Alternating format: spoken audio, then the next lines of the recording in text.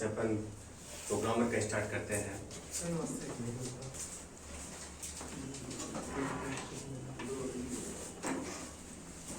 पहले introductive videos के अंदर मैं डिस्कस कर चुका हूँ कि अपने पास दो पेपर्स हैं प्रोग्रामर के यहाँ पर। फर्स्ट पेपर के अंदर DBMS नेटवर्किंग और कुछ पोर्शन नॉन टेक का है। सेकंड पेपर के अंदर जावा और सैड है। तो हम दो पेपर्स एक साथ उठा के स्टार्ट करेंगे।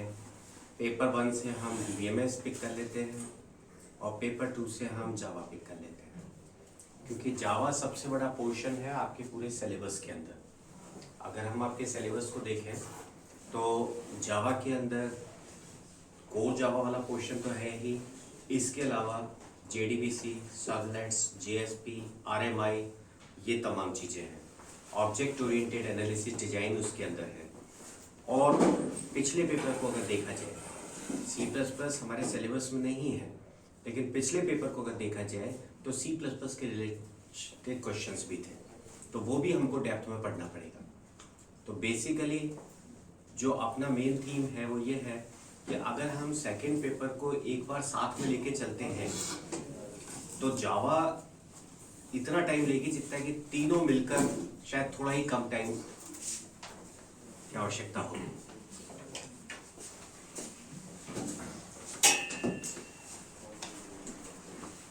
ठीक है, तो दो सब्जेक्ट्स अपन लेके चलेंगे।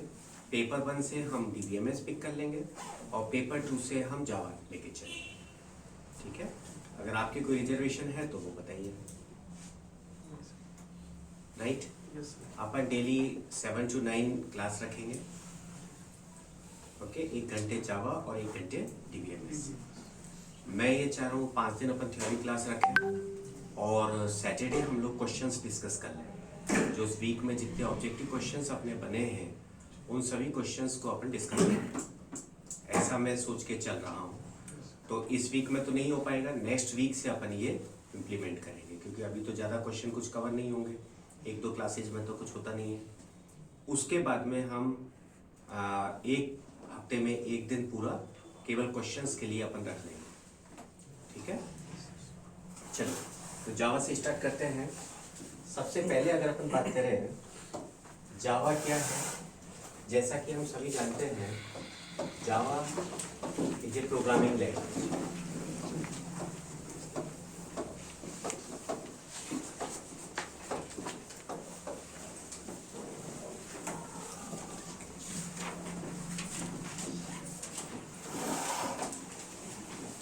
मैं ज़्यादा भूमिका नहीं बना के सीधा कंटेंट के ऊपर आना पसंद करता हूँ, है ना। तो अगर आपको कोई और क्वेश्चंस वगैरह अगर आपके कहीं रहे हो तो आप डिस्कस कर लीजिए। Java is a programming language. एक चीज़ और है कि आपका जो पेपर है वो टोटल इंग्लिश मीडियम में आता है।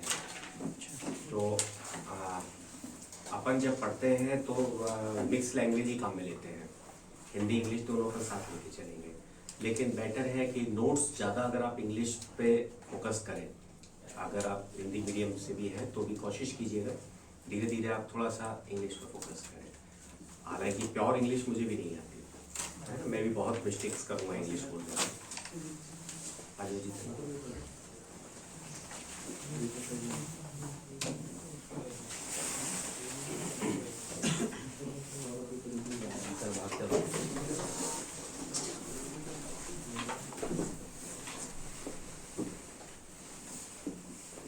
जावा एक प्रोग्रामिंग लैंग्वेज है। जैसे दूसरी प्रोग्रामिंग लैंग्वेजेज की अपन बात करते हैं C++, उसी तरीके से जावा एक सिंपल लैंग्वेज है। फिर जावा क्यों पॉपुलर है, जावा में ऐसे क्या क्या काम है जो कि हम कर सकते हैं। सबसे पहले अगर हम बात स्टार्ट करें कि जावा के अंदर क्या क्या काम किए जा सकते हैं, बेसिकली 4 तरीके के एप्लीकेशंस के अंदर हम जावा के प्रोग्राम्स को डिवाइड करते हैं। सबसे पहला डेस्कटॉप एप्लीकेशंस। डेस्कटॉप एप्लीकेशन से हमारा मतलब है ऐसी एप्लीकेशंस, ऐसे प्रोग्राम्स जिनका इंटरनेट, सर्वर, नेटवर्क से कोई लेना देना नहीं है। जैसे नोटपैड, अगर हम नोटपैड में काम कर रहे हैं तो इंटरनेट से कनेक्ट होने की कोई आवश्यकता नहीं है। अगर हम विनजिप से में काम कर रहे हैं, हमें कनेक्ट होने की कोई ज़रूरत नहीं है। MS वर्ड में काम कर रहे हैं। तो ऐसी एप्लीकेशंस जो कि सिंपल डेस्कटॉप पर काम करती है, जिसका इंटरनेट नेटवर्क या सर्वर से कोई रिलेशन नहीं होता, उनको डेस्कटॉप एप्लीकेशंस कहते हैं। जावा के अंदर हम अच्छी स्टैंडअलोन एप्लीकेशंस, डेस्कटॉप एप्लीकेशंस बना सकते हैं। हालांकि जावा को स्टैंडअलोन या डेस्कटॉप एप्लीकेशंस के लिए यूज में नहीं लिया जाता। क्यों नहीं लिया जाता वो अपन डिस्कस करेंगे, लेकिन बना सकते हैं। अगर हमारी कोई ऐसी रिक्वायरमेंट है कि हमें डेस्कटॉप एप्लीकेशन बनानी है जावा के अंदर, तो निश्चित ही हम अच्छी डेस्कटॉप एप्लीकेशन जावा के अंदर बना सकते हैं। ओके, सेकेंड टाइप की जो एप्लीकेशन हमारी जावा के अंदर बन सकती है, जिसके लिए जावा बहुत पॉपुलर है, वो है आपकी web application. Web applications, web application से हमारा मतलब है इंटरनेट रिलेटेड एप्लीकेशंस। ऐसी एप्लीकेशंस जो कि इंटरनेट के ऊपर काम करती है। कौन सी ऐसी एप्लीकेशंस होंगी? कुछ एग्जांपल अगर अपन जनरल एग्जांपल लेके चले, मान के चले आपके प्रोग्रामर का फॉर्म फिल करना है, आपके पास एक फॉर्म आ गया, आपने उसमें अपनी डिटेल्स फिल की, सबमिट किया। सबमिट करने पर ये डेटा कहाँ जाएगा? सर्वर के ऊपर। सर्वर के ऊपर कोई प्रोग्राम होगा, वो प्रोग्राम उस डेटा को निकालेगा, निकाल के आपके डेटाबेस के अंदर स्टोर करेगा, या और कुछ अगर मैचिंग करना है, पासवर्ड चेक करना है, वो सारा प्रोसेस किया जाएगा। ये प्रोसेस कहाँ होगा? सर्वर पे होगा। उसे हमने वेब एप्लीकेशन की कैटेगरी में रखा है। जावा के अंदर बहुत अच्छी वेब एप्लीकेशंस बनाई जा सकती है या बनाई जाती है। ऐसी एप्लीकेशन जो कि बहुत सिक्योर बनानी है, बैंकिंग एप्लीकेशंस, उन सबको जावा में बनाया जाता है। हालांकि जावा को वेब एप्लीकेशंस के लिए नहीं बनाया गया था, जावा को तो प्लेटफॉर्म इंडिपेंडेंस के लिए बनाया था। लेकिन धीरे धीरे जैसे जैसे यूज में आता गया, तो हमने देखा कि जावा की एप्लीकेशन, जावा के अंदर बहुत अच्छी वेब एप्लीकेशंस हम बना सकते हैं। ठीक है, तीसरी टाइप की जो एप्लीकेशंस हम जावा के अंदर बनाते हैं, दीज आर एप्लेट्स।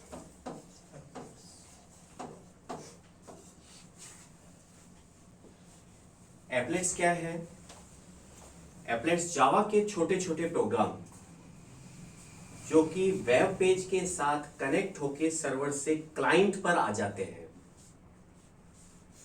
क्लाइंट का मतलब आपके ब्राउजर के ऊपर, और आपके ब्राउजर के ऊपर आकर रन होते हैं, उन्हें एप्लेट कहते हैं। नहीं, एग्जांपल लेते हैं, क्रिकेट के लाइव स्कोर बोर्ड्स। अपन जब मैच देख रहे होते हैं, हम क्या करते हैं? पेज खोल लिया, पेज अपना काम कर रहा है, हम इधर उधर अपने काम में लग रहे हैं, सर उठा के देखा, अच्छा इतने रन बन गए। ऑटोमेटिकली अपडेट हो रहा है ना, मतलब कोई प्रोग्राम होगा ना जो कि वहां पर काम कर रहा है, वो प्रोग्राम लगातार सर्वर से इंटरेक्ट कर रहा है, और जो भी आपका अपडेटेड डेटा है वो डेटा वहां से लेकर आ रहा है। अगर हम जावा के अंदर काम कर रहे हैं तो वो एप्लेट हो सकती है। हालांकि देखिए, जेडीके 1.9 के बाद से, ये यहां पर 2-3 पॉइंट्स इंपॉर्टेंट है। जावा के वर्जन 9, जेडीके 9 से एप्लेट का सपोर्ट बंद कर दिया गया। एप्लेट को फेस आउट कर दिया गया, फेस आउट कर दिया गया। जेडीके 1.9 जावा के वर्जन 9 से इसको फेस आउट कर दिया गया, धीरे धीरे इसको बाहर की तरफ निकाल दिया गया। और जेडीके 11 से, जेडीके 11 जावा के वर्जन 11 से, जेडीके फुल फॉर्म अपन देखेंगे, लेकिन अभी तो अपने मान रहे जावा का वर्जन 11 से एप्लेट का सपोर्ट बंद कर दिया। एप्लेट का सपोर्ट बंद कर दिया।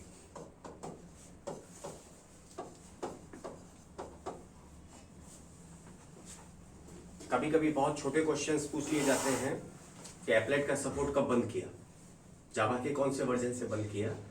जेडीके 11 से जावा का सपोर्ट, एप्लेट का सपोर्ट बंद कर दिया गया। ठीक है सर? इसके पहले तक पूरा जेडीके का एप्लेट का सपोर्ट जावा के अंदर दिया हुआ था। हालांकि एप्लेट के लिए और बहुत सारी दूसरी टेक्नोलॉजीज हैं जो कि उसके साथ में ऐड की गई। जेडीके 9 से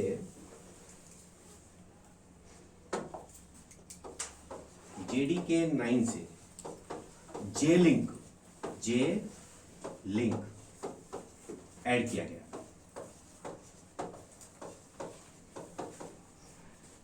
एप्लेट जैसे काम करने के लिए JDK 9 से, जावा के वर्जन 9 से जे लिंक को ऐड कर दिया गया।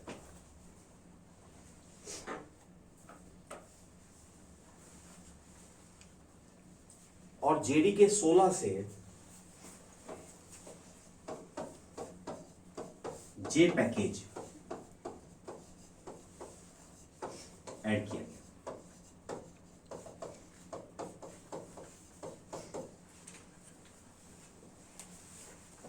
एप्लेट्स जावा का एक बहुत अच्छा फीचर है, लेकिन धीरे धीरे इसको फेस आउट कर दिया गया, इसको डेप्रिकेट कर दिया गया। ठीक है, जो वर्जन 9 था, JDK 9 जिसे हम कहते हैं, वर्जन 9 से इसको फेस आउट करना चालू कर दिया, भाई इसके बिना काम चलाना चालू कीजिए। और JDK 11 से इसके सपोर्ट को पूरी तरह से बंद कर दिया गया। फिर साहब एप्लेट का काम कैसे करेंगे? उसके लिए दो नई चीजें ऐड की गई, J link and J package. J link को ऐड किया गया JDK 9 में और जे पैकेज को ऐड किया गया JDK 16 में। ठीक बात है। एप्लेट जावा का एक इंटीग्रेटेड पार्ट है। मैं बार बार आपको इसलिए समझाने की कोशिश कर रहा हूं क्योंकि इसमें किसी भी तरीके से क्वेश्चंस घूम जाते हैं। ऐसा प्रोग्राम जो कि सर्वर से क्लाइंट पर आकर क्लाइंट पर रन होता है, वो क्या है? एप्लेट है।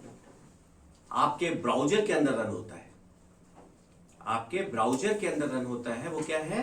एप्लेट है। लेकिन एप्लेट जावा का कंसेप्ट तो है, लेकिन आजकल इसे काम में नहीं लिया जा रहा है। कब से काम नहीं लिया जा रहा है? JDK 9 एंड 11 से बिल्कुल इसका सपोर्ट बंद कर दिया। इसके लिए क्या काम में ले रहे हैं? जे लिंक और जे पैकेज काम में ले रहे हैं। इसलिए क्योंकि एप्लेट पहली बात स्लो थी, दूसरी बात जब सर्वर से क्लाइंट पर कोई प्रोग्राम आएगा तो सिक्योरिटी चैलेंजेस बढ़ जाएंगे, सिक्योरिटी चैलेंजेस बढ़ जाएंगे। ठीक है, तो टोटल आपके ब्राउजर के ऊपर डिपेंड हो रही थी सारी चीजें, और इसकी बहुत सारी दूसरी टेक्नोलॉजीज आ गई थी, एडवांस टेक्नोलॉजी। काफी हद तक आप ये काम एजेक्स के थ्रू भी कर सकते हैं। बेसिकली तो एजेक्स आपका क्या है? Asynchronous JavaScript and XML। एक पार्शियल पेज को रिफ्रेश करने के लिए तो आप काम में लेते हैं ना, तो ऐसा ही कुछ आप एप्लेट के थ्रू कर रहे थे। हालांकि एप्लेट आपको ज्यादा सिक्योरिटी दे रहा था, इवन आफ्टर दैट ज्यादा बेटर माना गया कि एप्लेट को हम धीरे धीरे बाहर का रास्ता दिखाएं। ठीक है सर, आगे चले। चौथी टाइप की जो एप्लीकेशन हम जावा के अंदर बना सकते हैं, these are distributed application. Distributed applications.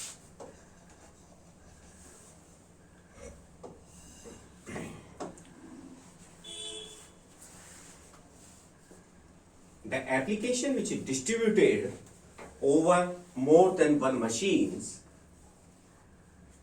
are known as distributed applications.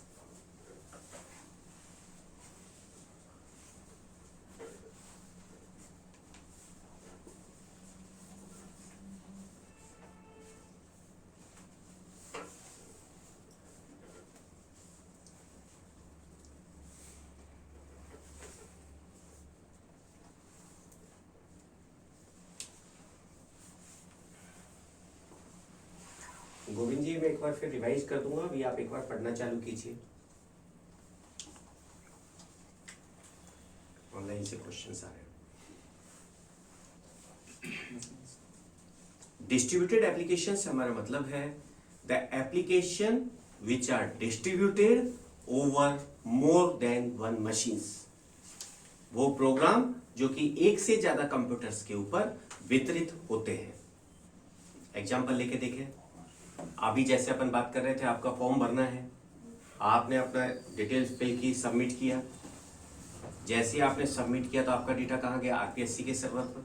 जहां भी कहीं सर्वर रखा होगा डेटा सेंटर में, सारी प्रोसेसिंग कहाँ हो रही है? उस सर्वर पे। ये डिस्ट्रीब्यूटेड नहीं है, ये डिस्ट्रीब्यूटेड नहीं है, तो क्लाइंट सर्वर टेक्नोलॉजी है। आप सब क्लाइंट हैं और सर्वर कहां पर है? जहां भी कहीं डेटा सेंटर पे, जहां आरपीएससी का सर्वर रखा हुआ है। जब आप बैंक की किसी वेबसाइट पर काम कर रहे हैं तो आप बेसिकली क्या कर रहे हैं? कहीं पर बैंक की वेबसाइट का सर्वर रखा होगा, प्रोसेसिंग वहां पर हो रही है। क्लाइंट अलग है, सर्वर अलग है। क्लाइंट अलग है, सर्वर अलग है। उन्हें आप कहते हैं क्लाइंट सर्वर टेक्नोलॉजी। दूसरा एग्जांपल अगर अपन लें, सपोज आप दो दोस्त अलग अलग जगह पर बैठकर टिक टैक टो खेल रहे हैं। आपने बनाया सर्कल, आपके दोस्त के पास चला गया सर्कल, उसने बनाया क्रॉस, आपकी यहां आ गया क्रॉस। इसमें कौन सा क्लाइंट है, कौन सा सर्वर है? दोनों ही क्लाइंट है, दोनों ही सर्वर है। जब हम यहां से इसकी सर्विसेज काम में ले रहे हैं तो हम क्लाइंट की तरह काम कर रहे हैं, जब ये हमारी सर्विसेज काम में ले रहा है तो हम सर्वर की तरह काम कर रहे हैं। ठीक है ना? तो डिस्ट्रीब्यूटेड एप्लीकेशन से हम कहते हैं वो एप्लीकेशंस जहां पर कि एक से ज्यादा जगह पर एप्लीकेशन डिस्ट्रीब्यूट होती है। और एग्जांपल लेते हैं,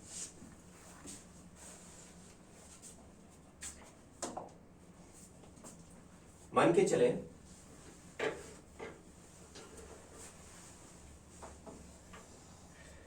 एक एसबीआई का सर्वर है, आईसीआईसीआई का सर्वर है, बहुत सारे एटीएम होंगे जो कि एसबीआई के यहां पर होंगे, बहुत सारे एटीएम हैं जो कि आईसीआईसीआई के हैं। ठीक है? मान के चले SBI 1, SBI 2, SBI 3, I1, I2, I3, I4। आप यहां पर आईसीआईसीआई का कार्ड इंसर्ट करते हैं, क्या होता होगा? आईसीआईसीआई कार्ड की डिटेल इस एटीएम ने निकाली, ये एटीएम ने अपने एसबीआई के सर्वर को भेजा, एसबीआई के सर्वर ने ये डेटा कहां भेजा? आईसीआईसीआई के सर्वर से, आईसीआईसीआई के सर्वर से वैलिडेट होके आया और फिर आपका ट्रांजैक्शन। ये तो होता है। सेम उसी तरीके से मान के चलिए यहां पर किसी ने एसबीआई का कार्ड लगा दिया, यहां पर किसी ने एसबीआई का कार्ड लगाया। अब क्या होगा? सब यहां से आपके डेटा कहां गया? आईसीआईसीआई के सर्वर पे।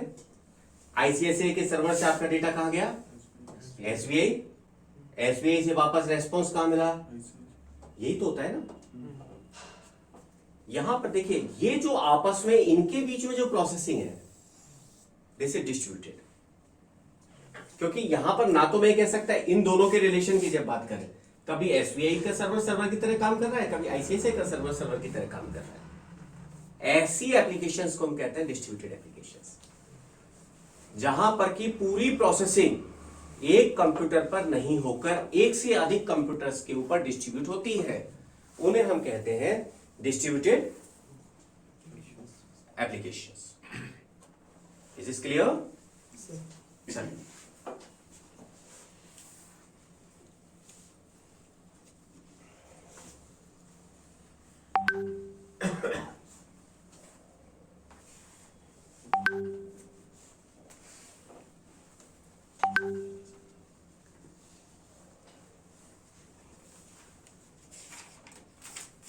ठीक है भैया? जावा के अंदर डिस्ट्रीब्यूटेड एप्लीकेशंस के लिए हमारे पास जो टूल है that is RMI, remote method invocation. Main tool ये है रिमोट मेथड इन्वोकेशन।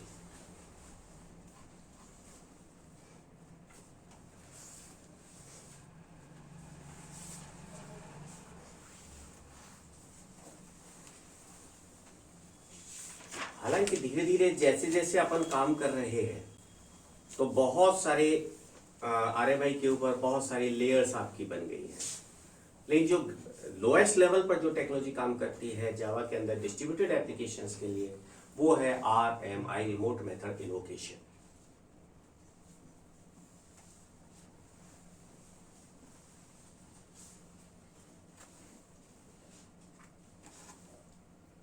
है सर,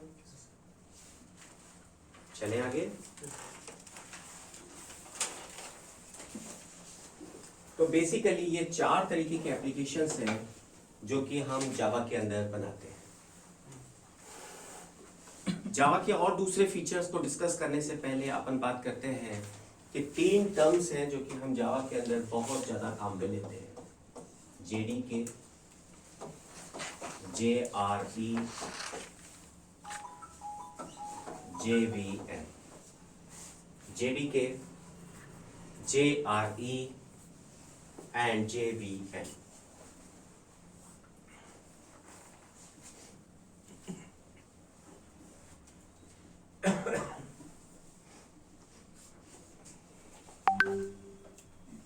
अब निजी क्लास में हूँ, लाइव हो रही है, आपके दोस्त मैसेज भेज रहे हैं, कर बात। अभिषेक का है, निकल गया।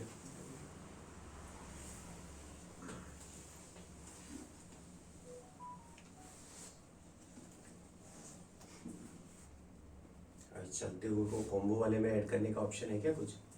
सीखने के बाद पता नहीं, इससे पहले तो देते हैं। जस्ट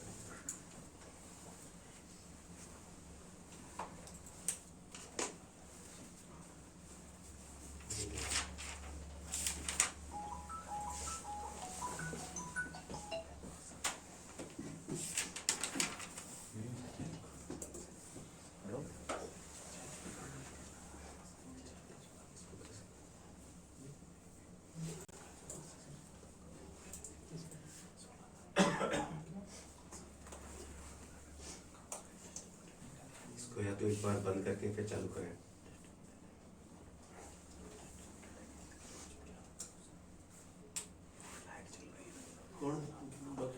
एक बार अभिषेक को कॉल करो, बुला लो।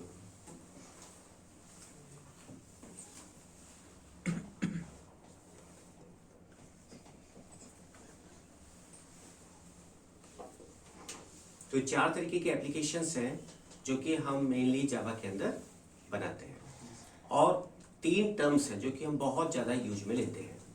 सबसे पहला JDK, Java development kit.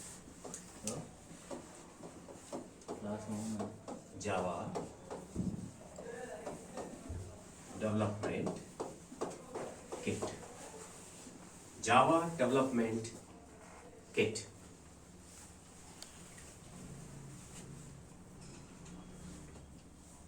JRE,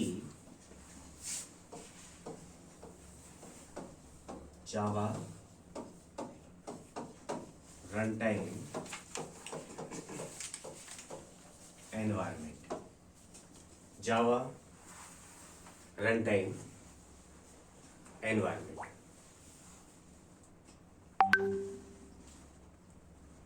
and Java virtual machine.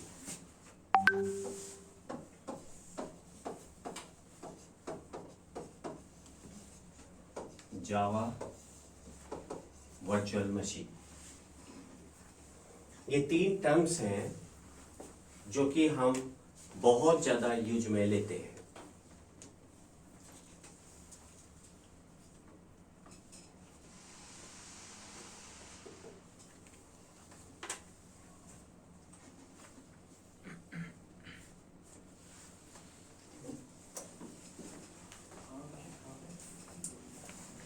Basically जब हमें जावा इंस्टॉल करनी है, जब जावा इंस्टॉल करनी है तो हम क्या इंस्टॉल करेंगे? जेडीके इंस्टॉल करेंगे। अगर मैं कहूं कि मुझे जावा इंस्टॉल करनी है तो मुझे क्या इंस्टॉल करना है? जेडीके, जावा डेवलपमेंट किट। ठीक बात है साहब? जो जेडीके है, मान के चले ये हमारा जेडीके है। इस जेडीके में एक पार्ट होता है जो जावा के प्रोग्राम्स को रन करने से रिलेटेड, दूसरा है और जो कंपाइलेशन वगैरह, दूसरी काफी सारी यूटिलिटीज है। जेडीके का वो पार्ट जो कि जावा के प्रोग्राम को रन करने के लिए काम में लेते हैं, उसे हम कहते हैं JRE, Java run time environment. उसे हम कहते हैं JRE, Java run time environment.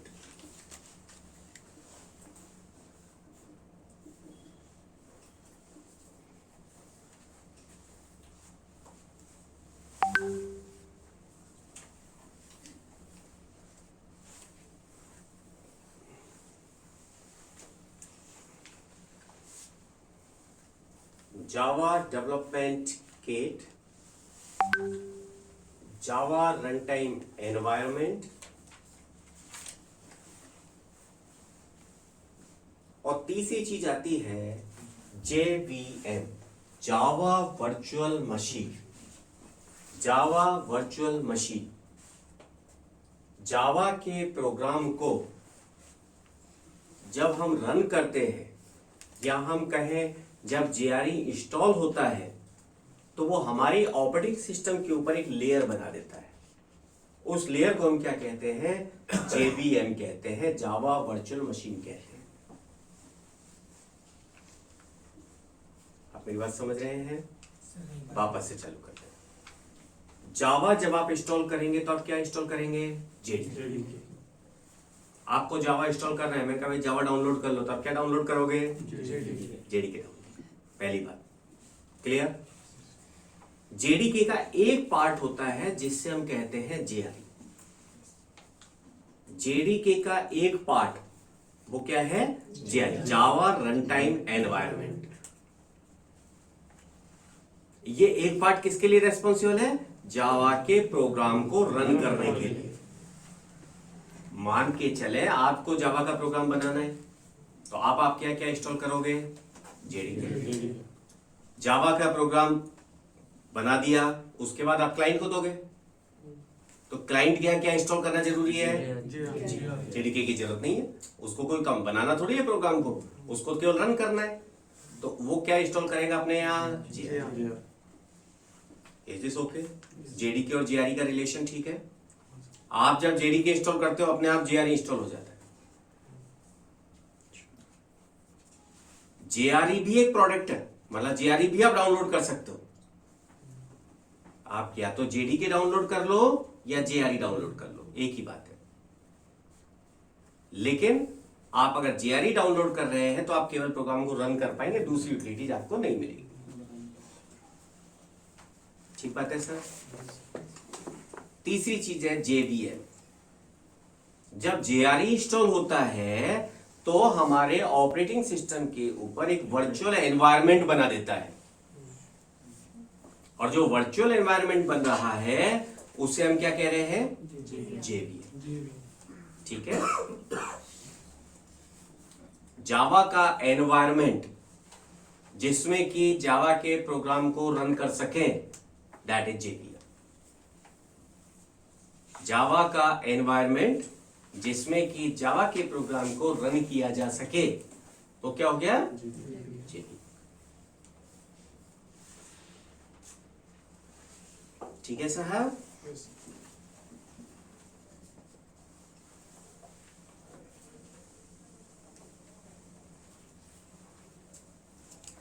आप JDK और JRE दोनों डाउनलोड कर सकते हो। आप ऑरेकल की साइट पे जाएंगे, आपको JDK डाउनलोड करना है JDK कर लीजिए, JRE डाउनलोड करना है JRE कर लीजिए, पर JVM प्रोडक्ट नहीं है, JVM डाउनलोड नहीं होता। तो सर JRE के अंदर फिर एनवायरनमेंट में अपन क्या क्या मतलब रन कर सकते हैं? जावा के एप्लीकेशंस बस।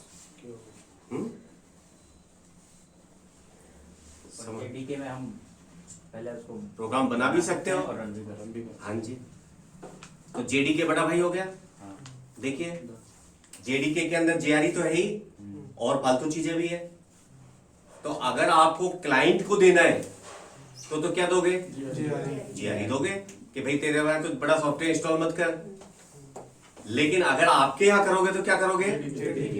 JDK करोगे, क्योंकि आपको तो कंपाइल भी करना है, प्रोग्राम बनाना भी है। फिर JVM का यूज क्या हुआ?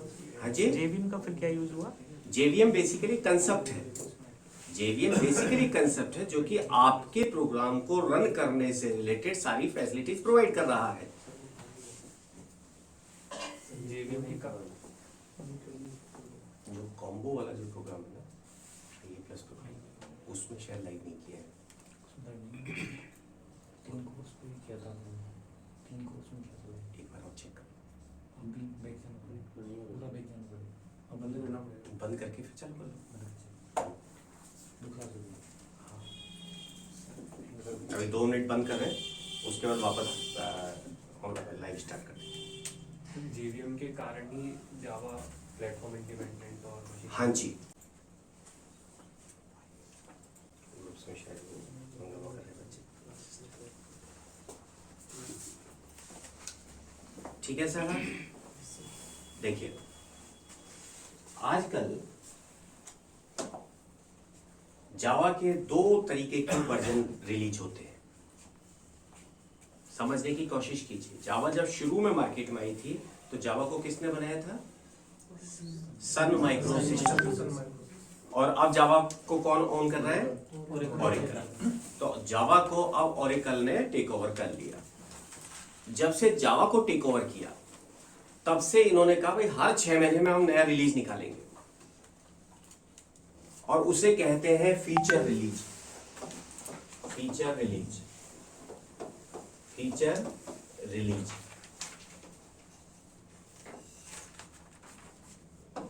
हर 6 महीने में निकलने वाला जावा का रिलीज, जावा का वर्जन, उसे क्या कहते हैं? Feature release.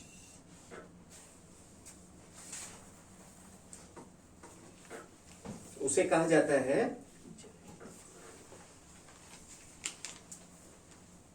Feature release.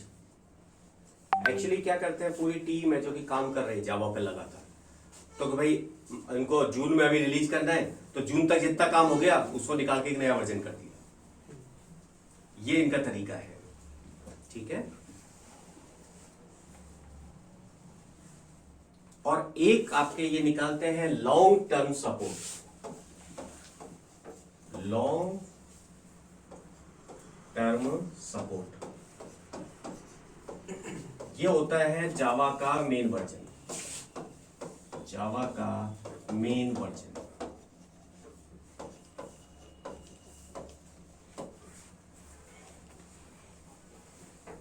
JDK 21 ये मेन वर्जन है जावा का जो लेटेस्ट। ये फीचर रिलीज है। अच्छा, फीचर भी है। हाँ।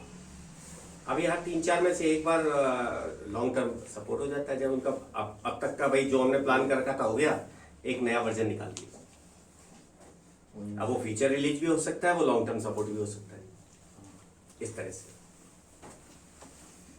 ठीक बात है। हर साल में 2 रिलीज अभी निकलते हैं। चले आगे, कहीं कोई घपला तो नहीं? सर मेन वर्जन फिर कितने टाइम में निकालते हैं? एज सच कोई फिक्स नहीं है, फिक्स नहीं है। एज सच कोई फिक्स नहीं है, लेकिन फीचर रिलीज का इन्होंने फिक्स कर दिया। इनमें से किसी स्टेबल रिलीज को वर्जन कर देते होंगे ये? हाँ जी बिल्कुल, जो भी इनमें से कोई वर्जन है जो कि स्टेबल रिलीज है उसको लॉन्ग टर्म सपोर्ट का नाम दे देते हैं। ओके, अब अपने काम की बात ये आती है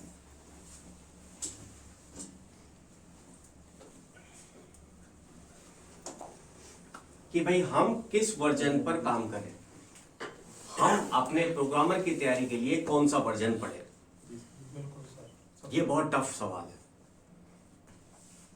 देखिए, जो जावा के मेन जो चेंजेस हुए अपन उसकी बात करते हैं। जावा के मेन चेंजेस जो आपके आए हैं, देखिए JDK 5 में चेंज आया, फिर JDK 8 में चेंज आया, फिर JDK, और मैं बीच को गायब करके फिर कह रहा हूं 16 में आया। JDK 11 में भी था, 9 में भी था, बीच में मैं गायब करके, क्योंकि 3 अपने पास क्या है, ये 3 एक तरीके से अपने पास वो पॉइंट है जहां पर कि हमें अपना पड़ाव डालना है। काफी सारे फीचर्स थे जो कि JDK 5 में ऐड किए गए, काफी सारे फीचर्स थे जो कि जेडीके 8 में ऐड किए गए और काफी सारे फीचर जेडीके 16 में ऐड किए गए। आप इनमें से कोई सा भी एक्सेस कर सकते हैं।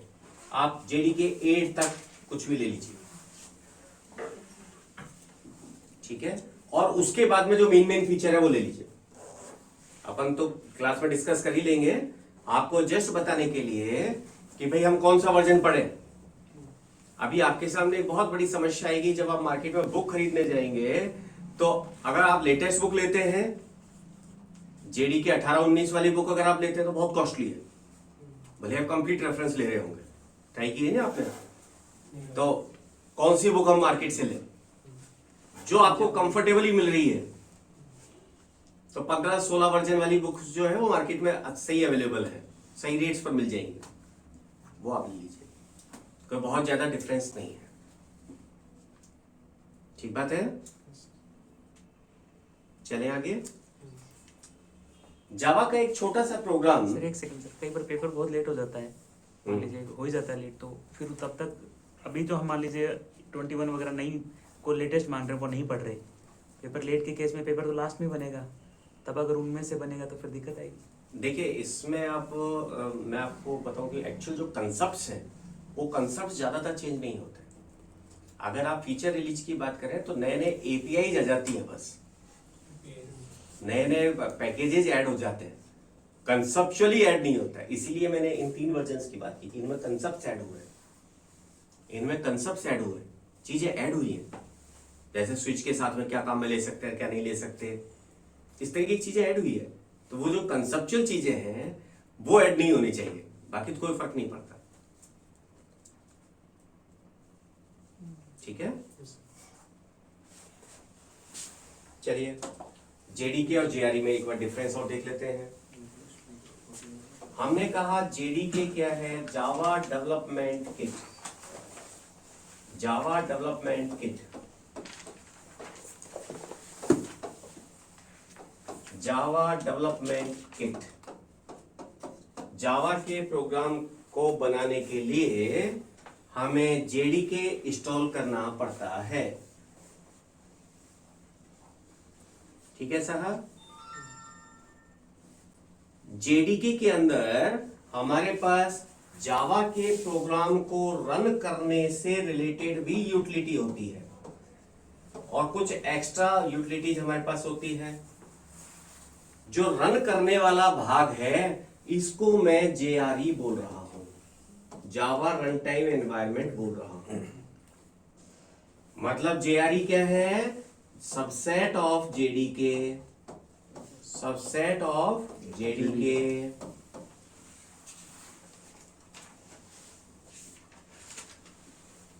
जेडीके का सबसेट है जो कि मेरे प्रोग्राम को रन करने में हेल्पफुल होता है, जो कि मेरे प्रोग्राम को रन करने में हेल्पफुल होता है।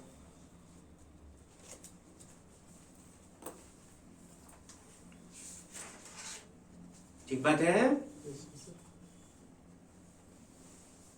रन करने के लिए बहुत सारी चीजें चाहिए, जैसे किसी प्रोग्राम को आप रन करते हैं तो उसके लिए मेमोरी भी चाहिए, उसके लिए प्रोसेसर भी चाहिए, है ना, उसके लिए कहीं मेमोरी स्पेस भी चाहिए। ये सब कौन ला के देगा? जेवीएम ला के देगा। ये सब कौन ला के देगा? JVM, Java virtual machine. Java के प्रोग्राम को रन करने के लिए जो भी सुविधाएं चाहिए, वो सारी सुविधाएं, वो सारे रिसोर्सेज जेआरई को कौन लाके दे रहा है? जेवीएम लाकर दे रहा है। जावा वर्चुअल मशीन, जावा की झूठ मूठ की मशीन।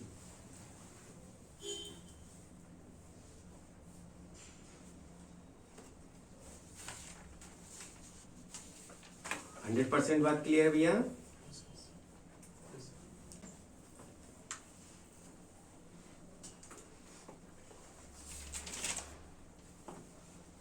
ठीक है गुड्डी जी, क्लियर है? चलिए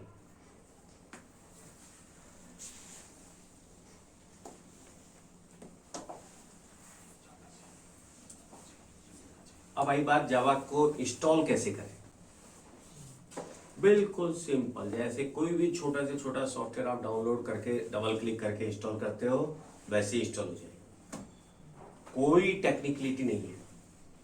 आप ओरेकल की साइट पे जाइए, जो भी जेडीके का वर्जन है आप डाउनलोड कीजिए, डबल क्लिक करके आप उसे इंस्टॉल कर लीजिए, अपने आप वो कहीं फोल्डर प्रोग्राम फाइल्स में जाके इंस्टॉल होगा, हो जाएगा। आपने क्या फर्क पड़ा, हो जाए तो सिंपल है, कोई प्रोसेस नहीं है। अगर आप बहुत बड़े दूसरे सॉफ्टवेयर की बात करते हैं तो उसमें आपको बहुत सारी एनवायरनमेंट सेट करना होता है, कई चीजें होती हैं। यहां पर ऐसा कुछ नहीं, ठीक है। तो इसमें ओएस के अकॉर्डिंग करेंगे ना सर, कैसे? जेडीके को डाउनलोड करेंगे। बिल्कुल बिल्कुल, वो बात करेंगे, ओएस के अकॉर्डिंग करेंगे। इनका कहने का मतलब है क्या लाइनक्स और विंडोज मान के चले, एग्जाम्पल दोनों के लिए मुझे अलग अलग जावा डाउनलोड करनी है। हाँ जी, अलग अलग करनी है ना, अभी बात करेंगे। सिस्टम का भी रहता है ना सर, 30 बिट 32 बिट 64 बिट उसके। देखिए ये तो आपके चेंजेस हैं ही, ये तो सिस्टम के चेंजेस तो होंगे ही होंगे। 32 बिट 64 बिट वाले जो चेंजेस है ना वो तो होंगे ही होंगे। अपन बात करेंगे अभी जावा एप्लीकेशंस आर प्लेटफॉर्म इंडिपेंडेंट, बिल्कुल। But Java itself is platform dependent. हम सामान्यतया गलत बोलते हैं, हम कहते हैं जावा इज प्लेटफॉर्म इंडिपेंडेंट लैंग्वेज। सामान्यतया जब अपन बोलते हैं तो अपने बोलने में क्या आता है, independent. Java is platform independent language. नहीं, गलत बात है। Java applications are platform independent, Java itself is platform dependent. तो वो 32 बिट के लिए अलग होगी, 64 बिट के लिए अलग होगी, लाइनक्स के लिए अलग होगी, विंडोज के लिए अलग होगी, एंड सो ऑन। ठीक है ना। अपन जब बात करते हैं ना तो अपने मुंह से यही निकलता है, Java is platform independent. Java is not platform independent. Java applications, Java programs are platform independent. ठीक है। सर लेकिन जैसे हमें केवल जावा एप्लीकेशन रन करना है तो क्या जेआरई भी डिपेंडेंट है? हाँ, जेआरई डिपेंडेंट है ना। अच्छा, वो डिपेंडेंट है। हाँ, जेआरई ऑपरेटिंग सिस्टम डिपेंडेंट है। हाँ, मेरा जो प्रोग्राम है हाँ, वो प्रोग्राम प्लेटफॉर्म इंडिपेंडेंट है। एक ही प्रोग्राम, अपन बात करेंगे डिटेल में, शायद अपन आउट ऑफ ट्रैक जा रहे हैं, लेकिन अगर मैंने कोई प्रोग्राम बनाया तो ये प्रोग्राम लाइनक्स पे भी यही प्रोग्राम काम करेगा, विंडोज पे भी यही करेगा, 32 बिट 64 बिट पे भी यही प्रोग्राम काम करेगा। बस जेआरई इंस्टॉल कर लेना, जेआरई वही होगा जो उस वर्जन का है। ठीक है, चले आगे। जावा के और फीचर्स से पहले अपन एक छोटा सा प्रोग्राम जावा का पहले देखते हैं, उसके बाद अपन बाकी फीचर्स की बात करेंगे। एक छोटा सा प्रोग्राम लेके चलता हूं मैं।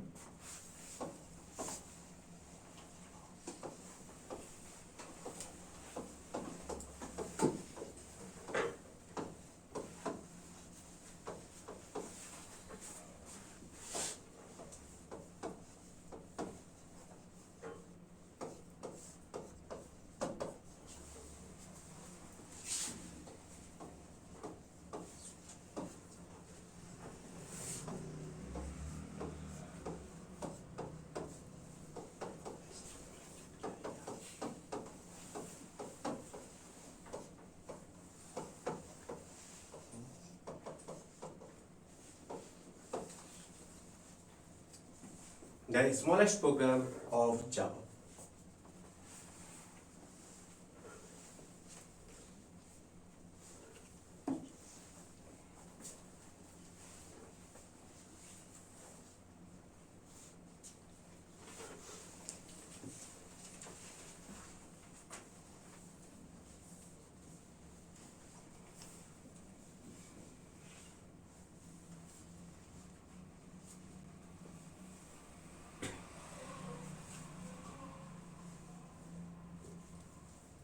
ठीक है भैया,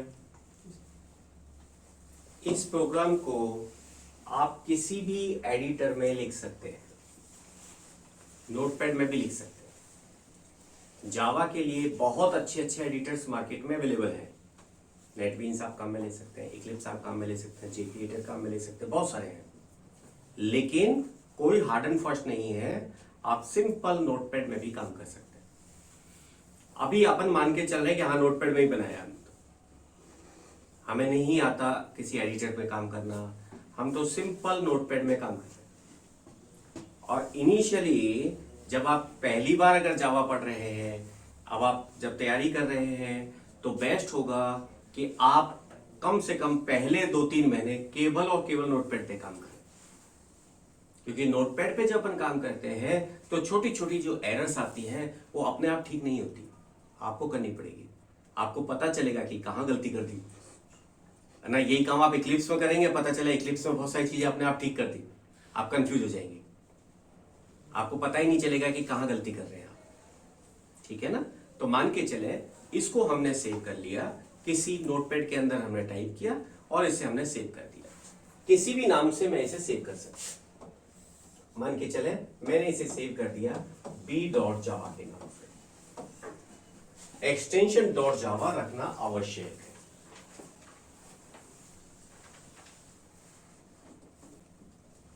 ठीक है साहब।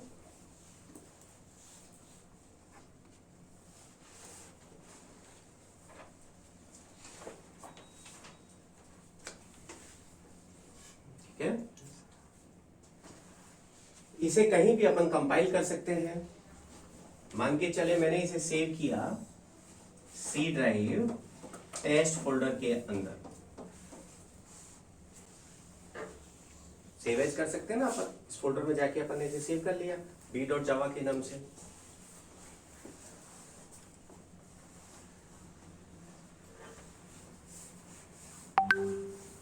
ठीक है सर। कंपाइल करने के लिए हमारे पास जो यूटिलिटी यहां पर आती है that is Java C, Java file का नाम b.java।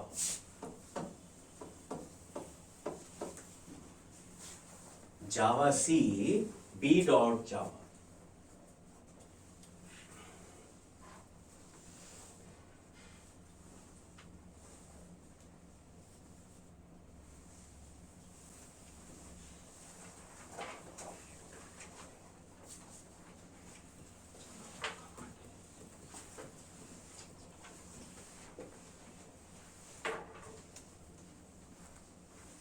ठीक है भैया, देखिए जब आप इसे कंपाइल करेंगे सबसे पहले तो चेक करेगा भाई सिंटैक्स में कहीं मिस्टेक तो नहीं है। अभी मान के चल रहे हैं हम अपना सिंटैक्स सही है ना, एक एक वर्ड की बात बाद में करेंगे। अब ये मुझे एक डॉट क्लास फाइल बना के देगा, जिस नाम से क्लास है उस नाम से। तो जो मेरी फाइल बनेगी वो होगी a.class। मेरी जो फाइल बनेगी वो फाइल होगी a.class। क्लास का नाम क्या है a, इसलिए जो नई फाइल बनेगी उसका नाम क्या है a.class। किस नाम से सेव कर रहे हैं इससे फर्क नहीं पड़ेगा, किस नाम से सेव कर रहे हैं इससे यहां पर कोई फर्क नहीं पड़ रहा। ठीक बात है भैया। ओके, जब हम इसे रन करेंगे, जब हम इसे रन करेंगे, हम रन करेंगे Java and the name of class, name of class is a.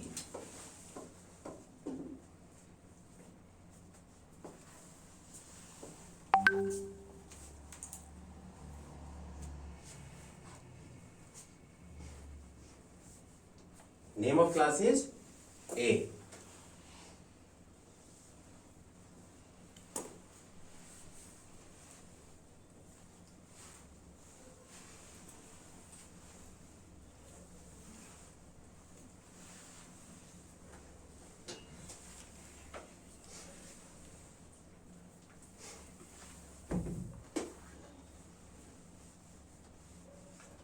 जिस क्लास को मैं रन करूंगा, एक क्लास को रन किया है, इसका जो मेन मेथड है ये कॉल होता है और ये आपको आउटपुट क्या दे रहा है, हेलो।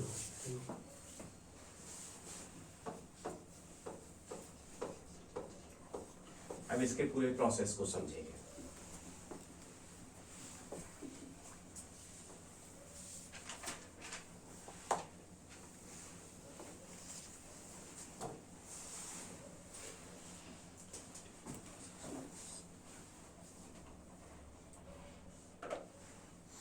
ठीक है भैया, इसको हटा दो।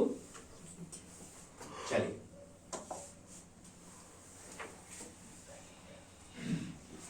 देखिए, आपने जो प्रोग्राम बनाया था प्रीति जी, देखिए जो प्रोग्राम आपने बनाया वो प्रोग्राम था आपका B.Java। यही फाइल थी आपकी। जब आपने जावा सी यूटिलिटी को काम में लिया, जावा सी यूटिलिटी को जब आपने काम में लिया, तो एक नई फाइल यहां पर हमारी बनी थी, उसका नाम था A.class। A.class, ठीक है भैया। जावा सी ने क्या किया, मेरा जो B.Java था इसको कंपाइल कर दिया, कंपाइल किया।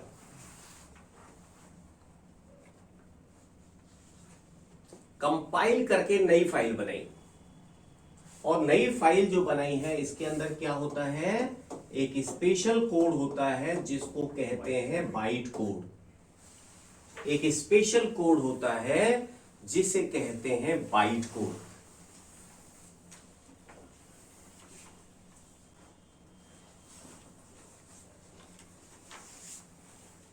आपने सी का प्रोग्राम लिखा है, चिन्नी चिन्नी सी चीजें याद है।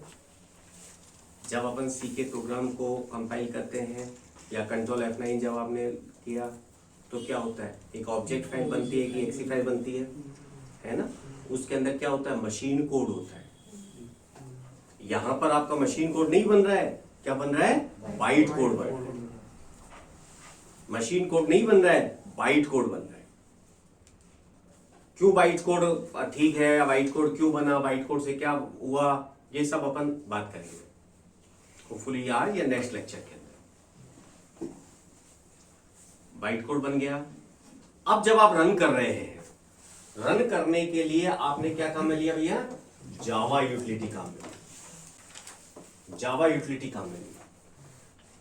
ये जो बाइट कोड है ये मशीन कोड में कन्वर्ट होगा और एग्जीक्यूट हो गया, और एग्जीक्यूट हो गया।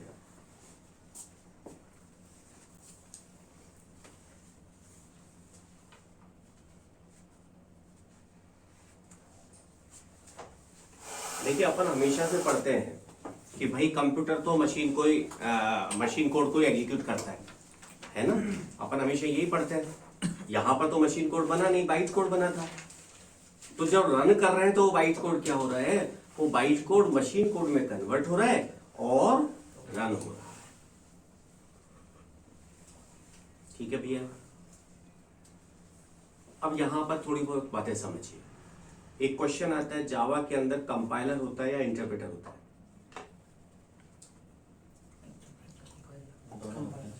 दोनों होते हैं। देखिए, यहां पर तो कंपाइलर ने काम किया और यहां पर इंटरप्रेटर ने काम किया। जावा में कंपाइलर होता है, इंटरप्रेटर, दोनों होते हैं। समझ रहे ना बात। अपन कंपाइलर यही तो पढ़ते थे, सोर्स कोड को एक साथ टारगेट कोड में कन्वर्ट कर देता है, उसको कंपाइलर कहते हैं। कंपाइलर क्या करता है, पूरे के पूरे को एक साथ कन्वर्ट कर देता है ना। और इंटरप्रेटर क्या करता है, लाइन बाय लाइन करता है, एग्जीक्यूट करता है। तो यहां पर पहले फेज में तो अपने पास क्या है, कंपाइलर है, और यहां पर क्या दिया, इंटरप्रेटर। ठीक है, कोई घपला? चले आगे जी।